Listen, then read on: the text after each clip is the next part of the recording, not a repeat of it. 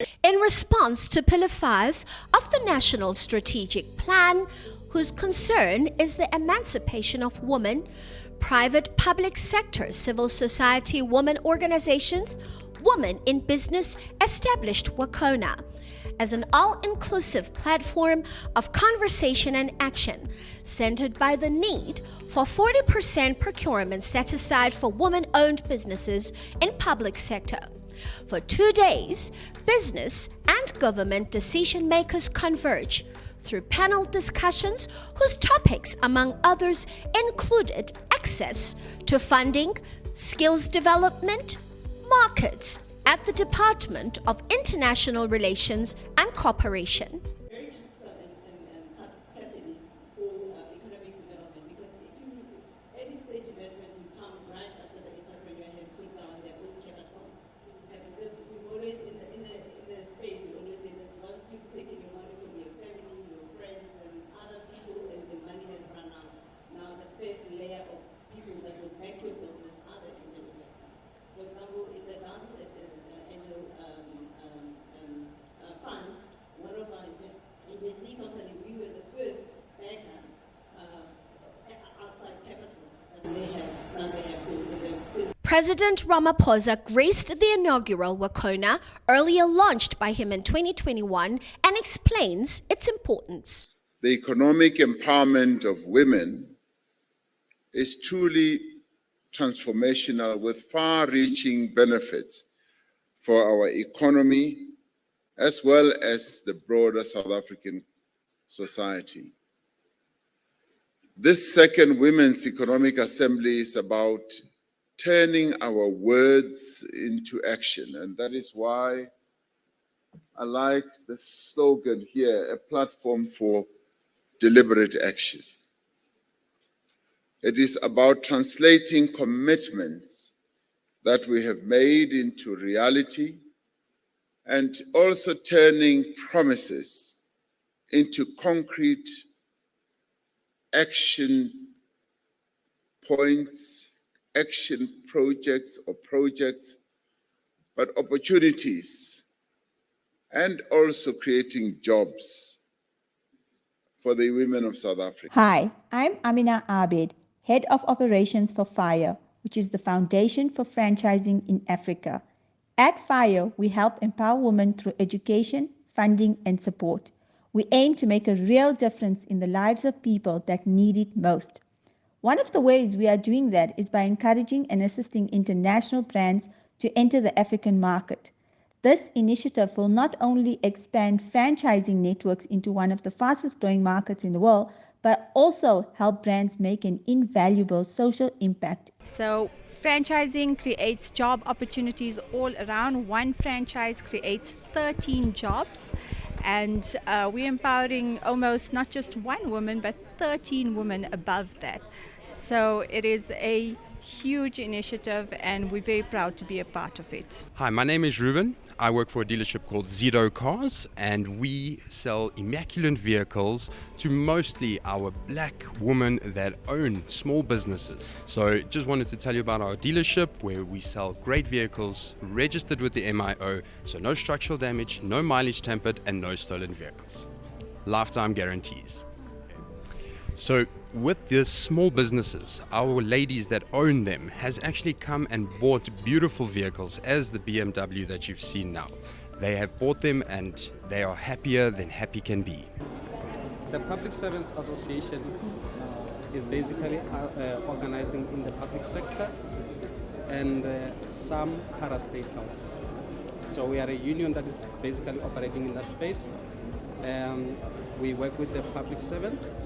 We work with the workers in the parastatals, the likes of SARS, CETA, and more. And this is a union that is basically representing workers.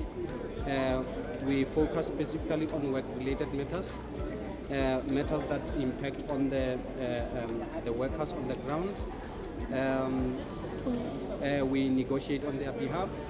We negotiate things like salaries and working conditions, and we also represent matters in labor-related matters. Well, in today's work environment, basically, we see more and more women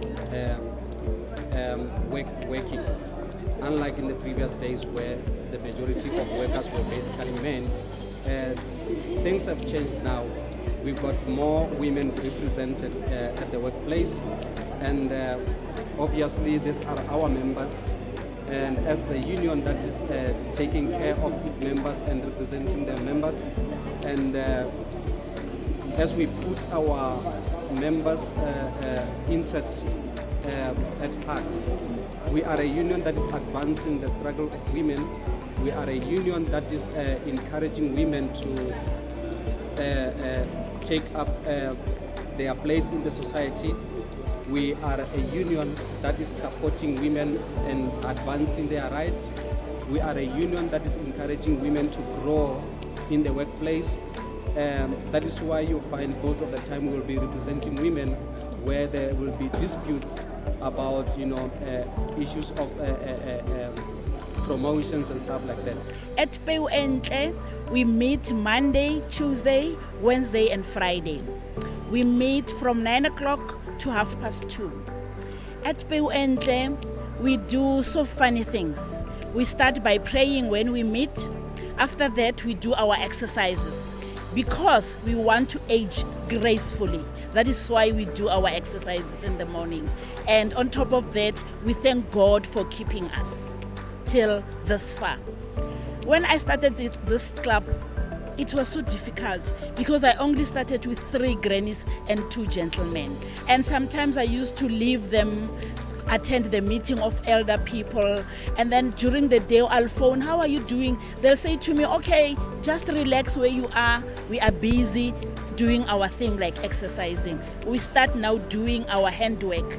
We do beading, we do blankets, we do whatever that you can do.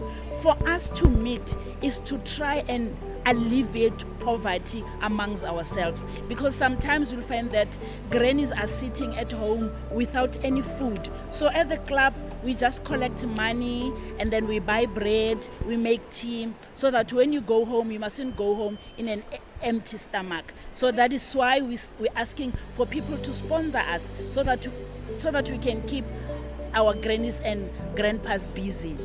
Where do you sell the items you make? The items we make, sometimes we make a day. We go maybe to our Deneboom station, we put our things there, we sell. But we don't have much space where we can sell. Now, today, I want to say to Nedbank, thank you very much for exposing us. Minister Zulu names the drivers behind success and available support from the government. You need to have the necessary information, the right information, in order for you to make a plan. The second step, obviously, is about infrastructure, and that is why the government is so focused now on ensuring that at a district level, the infrastructure is improved. Because the very women I'm talking about, they have to struggle about transport. They have to get into 2 or 3 taxis to get to a point where they are going to be assisted. That's the second thing. The third thing is then, what is it exactly that you want to do, and how do you get the training, if you need training on doing that? Remember, I spoke about the women who now started doing small businesses just out of putting their money together of child support grant and the grant. Now, she was able to then use that money to go and get more information. Once she got the information, she then called on her friends to come and work with her, because she didn't have the resources for that. The necessary resources that were needed. But in her inquiring, where else can she go to? She was told of the Department of Small Business Development. She was told of the Department of Agriculture. And because within the community where she was then assisted by the structures to say, here's the structure, it hasn't been working, but we can tell you where to go to in order for you to revive it and make it useful. She's now producing tomatoes and a whole lot of things. But by the way, she might have produced the tomatoes, but where's the market? Then she had to then also ask, Where is she going to be selling the products that she's producing here? I think it was the excitement really of people who supported her because they saw the potential, they saw the drive in her. By the way, I must bring in the other issue of the drive. You've got to be able to have the drive, you have to be committed, you've also got to be able to sacrifice, because she sacrificed. She took child support grant together with the 350 and put that together, which means she had to sacrifice by not buying certain things which she probably needed, but she sacrificed and said she must put the money together. And then she also sacrificed because she called her friends who were also unemployed. The Department of Social Development has what we call the National Development Agency, NDA. That one falls under us as the Department of Social Development, and their role is to empower organizations that are on the ground who are supporting women in business. And the NDA is supportive, for instance, of cooperatives, but we support the organizations so that they can have the capacity of training people who want to be cooperatives. But the rest of small business development really belongs to the Department of Small Business Development, and we work well together. Thank you, Minister. My pleasure. Thank you. We speak to the BEE Chamber and ask for a breakdown on some terms often used and how a small business can benefit from the existence of this body. My name is Andre Nolfi from the BEE Chamber. The BEE Chamber is the leading BEE consultancy in South Africa. Our role is to ensure that large organizations are applying BEE correctly. That is to ensure that the economy is growing with BEE activity. I think one of the most misunderstood, well, one of the most issues that are misunderstood is that BEE is intended to grow the economy by doing two things. One, that's training through a human capital work stream, and job creation through a supply chain work stream. I don't think there's anyone in the country who would not agree that we don't need to create jobs and we don't need to train South African people. Our role is to ensure that that happens in a way that it positively impacts the country. Essentially, there are three differentiating factors for small business versus large business. We've got an exempt micro enterprise, which is under 10 million rand turnover. There are derivatives and there are variations of that, but generally speaking. The next is a qualifying small enterprise, known as a QSE, from 10 to 50 million. And then after that is a generic or large enterprise, which is 50 million and plus. Each of those scorecards look different. The exempt micro enterprise gets an automatic level. The qualifying small enterprise can get an automatic level if they are black owned. So from 51% black owned, there is an opportunity to get a level 2 just by being 51% black owned. As a large enterprise, you have to do the full scorecard. The elements within the full scorecard are ownership, management control, skills development, ESD, which is enterprise and supply development. That's broken down into procurement, enterprise development, supply development, and socioeconomic development. Now, for each of those elements, there are targets set, and you are scored based on your achievement of each of those targets. With regards to the large enterprises, there is certainly a requirement for them to contribute towards the small businesses, because we can understand that a small business is where jobs are going to be created, where skills are going to be transferred, or where transfer skills are going to be used. So the scorecard in itself is quite complex, if to break that down into more of the micro. I think if there's one message I want to give to the ladies that are here, is that understand the BEE scorecard, because there's a lot of potential for small black-owned businesses to gain funding, to get help through the BEE scorecard. And even speaking to some of the ladies here, they're not aware of that. Ntandokazi Kapa from the Salga Women's Commission chairperson, please may I ask that you're making your way to the stage as well as this, calling out your names.